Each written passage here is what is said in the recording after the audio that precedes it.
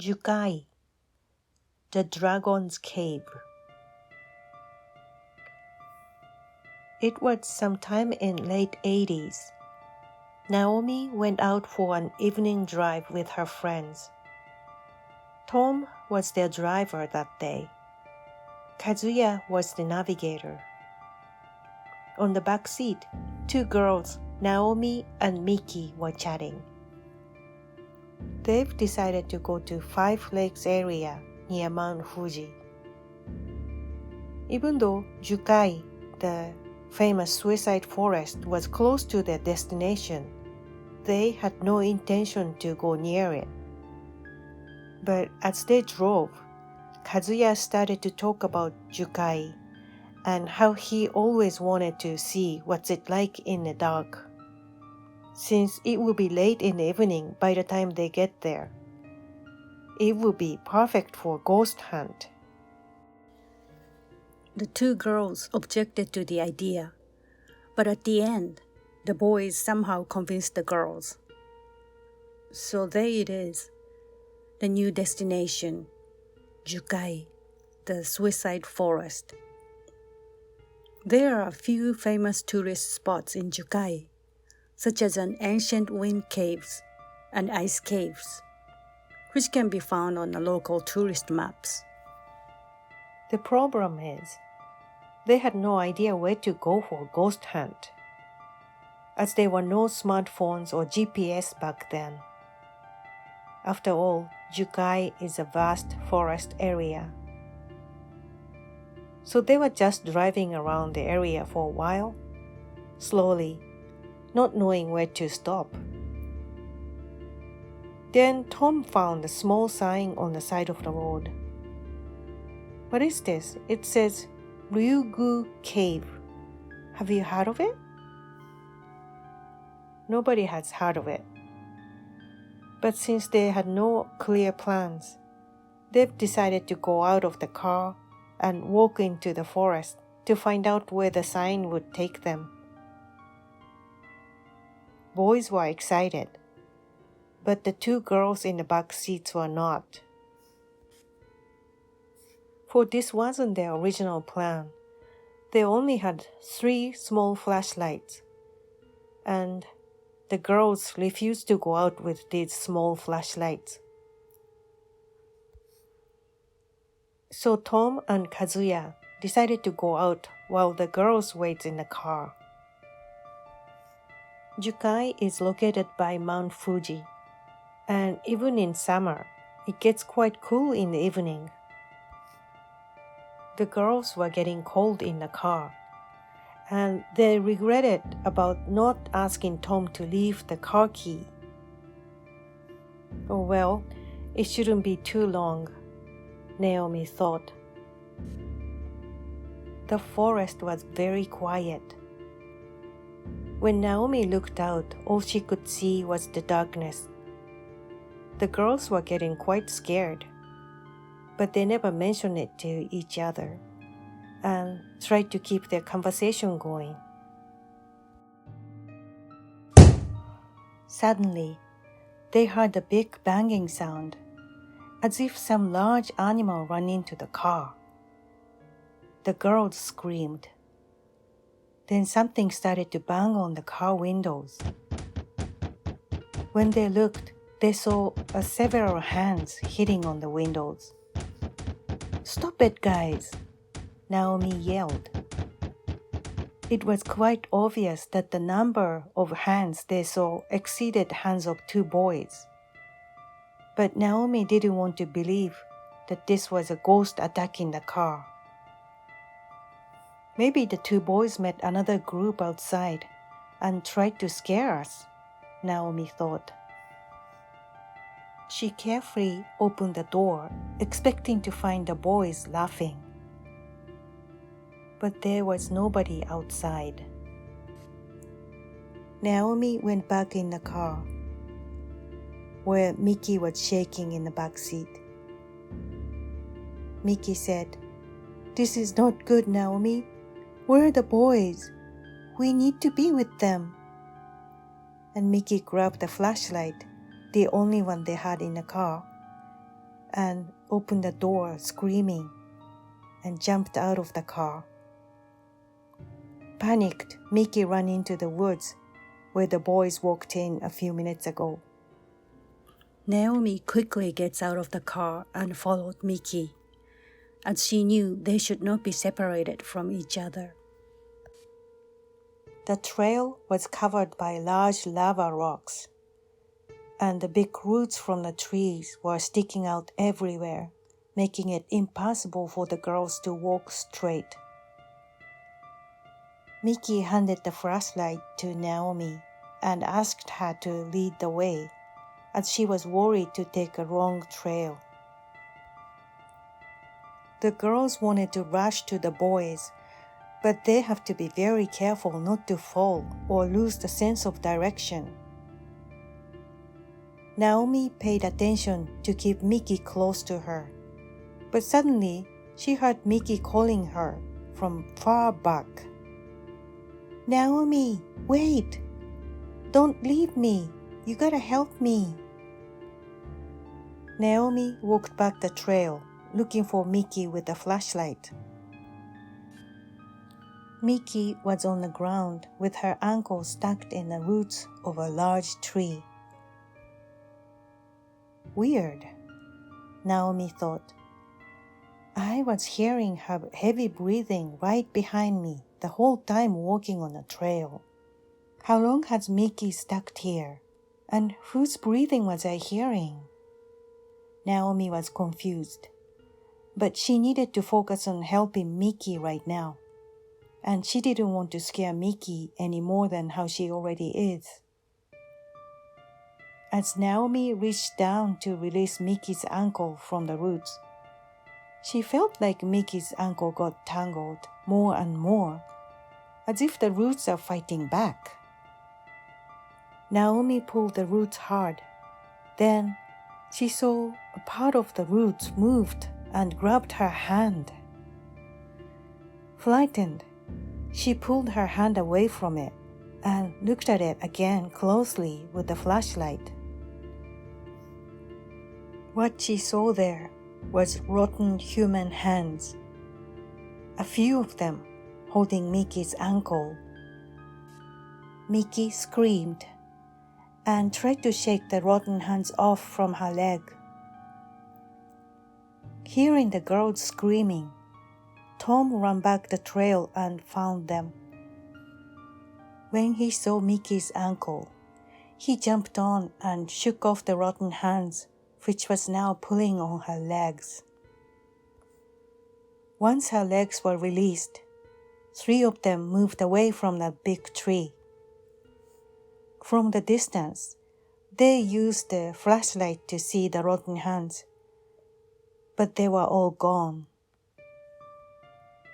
They stood there, frozen for a while. They wanted to go back to the car, but they can't leave Kazuya alone in the forest. Also, none of them wanted to walk by that big tree where they were attacked by those hands. Miki was crying. They know now that 4 of them sticking together should be their first priority. So they decided to move ahead to find Kazuya. They walked for a few minutes and they saw a light flickering ahead. "Oh, there, that's Kazuya," Tom says. "Hey, Kaz." When Tom calls out, Kazuya answered by waving the flashlight to them. 3 of them told Kazuya what they have just experienced. Kazuya listened to them seriously, but did not believe them. He told them that they had mistaken the roots as a hand because they were too panicked. 3 of them, especially Miki, wanted to go home, but Kazuya wanted to go a little bit further. He told others that he would go even by himself. Tom didn't want to leave the girls again, but he also didn't want to let Kazuya go alone. So only and best option they had was to stick together and walk forward with Kazuya.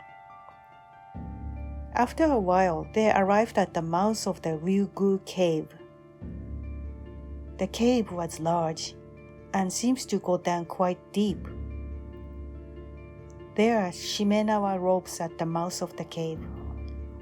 Shimenawa rope is a sacred festoon. The rope is usually used in Japanese Shinto religion to protect a holy place from other unclean places. When they peeped inside the protected area, they saw a small altar with flowers.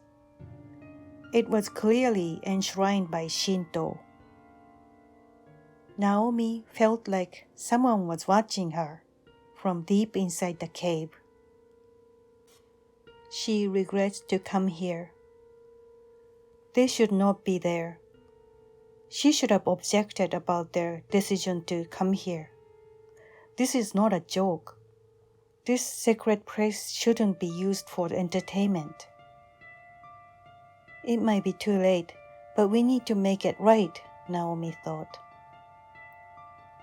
I am sorry. We are all sorry. Please forgive our bad judgment. We will leave things untouched. So please let us go. She puts her hands together and prays. When Naomi was done with praying and opened her eyes, she noticed Miki was standing beside her, praying. I want to go inside, but it's hard to see how we can go down, said Kazuya. The girls objected. It's too dangerous and we are scared. We want to go home now. Kazuya argued, but Tom forced Kazuya to give up. As they turned their back to the cave, they heard a big gong sound of the temple bell from deep inside the cave.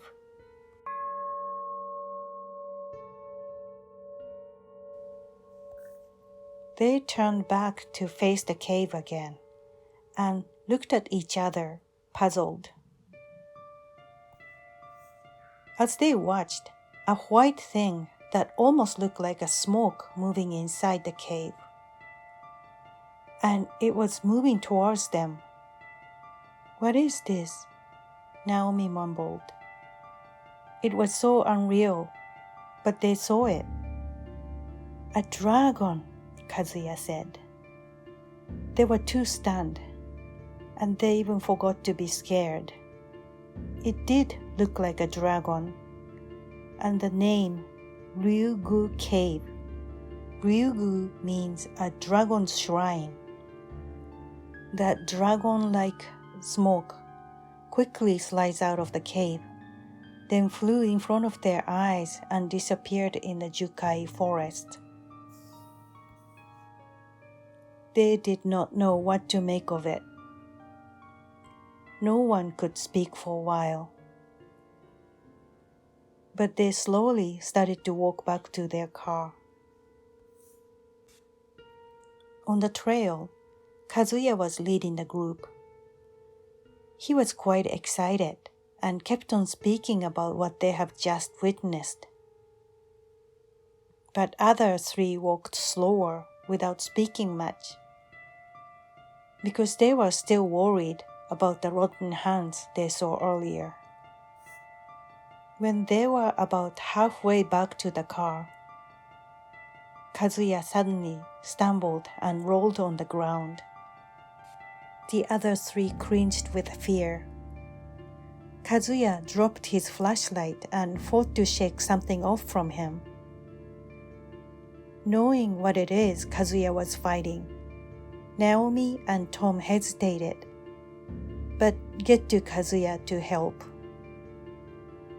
Those hands again, Tom said. There are so many hands. Many white hands were sticking out from the ground and tried to grab Kazuya. Naomi and Tom stood there in shock, frozen. What is this? What is this? With Kazuya's voice, Tom came back to his sense. He stepped on the hands and pulled Kazuya off from ground. Hold hands, everyone, and don't let go, okay? Make sure we stick together, Tom said. We're gonna run to the car. We're gonna stamp on these hands, crush them with our feet. The car is not that far. We will make it, okay? Just don't leave anyone behind. Tom gave others no time to think, and they started to move. 4 of them holding hands and ran towards that evil, rotten hands. As they jumped on the white, muddy hands, they hear snapping sounds from the fingers breaking under their feet. They run, pulling each other forward, crying and screaming. After a few minutes, they finally saw their car. As they ran the last few yards, they checked each other, still hands in hands, making sure nobody was missing. They jumped into the car. 4 were covered with mud, but somehow made it. For the first time in a while, they felt relief. But then the banging started.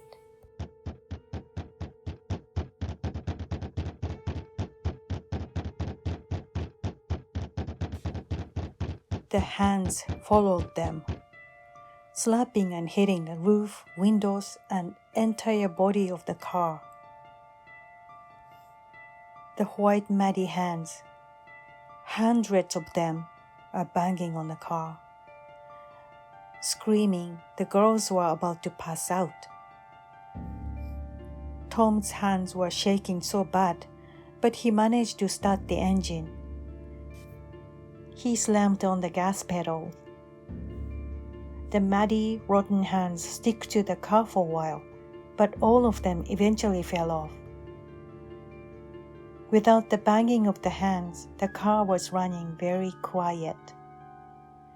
Nobody spoke as their hearts were still racing. After a few minutes of driving at the top speed, Tom slowed down as he saw some lights ahead. It was a couple of vending machines. Tom stopped the car. His hands were still shaking, but he felt safer to be near the bright lights of the vending machines. Tom asked other 3, "Anyone want something to drink?" Nobody answered, so Tom went out of the car by himself to buy some drink. Without saying a word, everyone followed Tom. There are hundreds of handprints all over the car. 4 of them stood there in disbelief. Then Mickey said with her crying face, "Look at this." Under her muddy boots, her ankle was bruised, marked clearly with someone's finger. Nobody said anything. Then Kazuya opened his mouth. "Look, the dragon!" And far away on the road, the same smoke-like figure they saw earlier came out from the woods and flying towards them. As they watched, the white dragon flew around them in circles 3 times, then disappeared into the Jukai forest. A few moments passed silently. Then Tom opened his mouth. "The handprints! They're gone!" When everybody looked at the car, all handprints were erased, as if nothing had happened.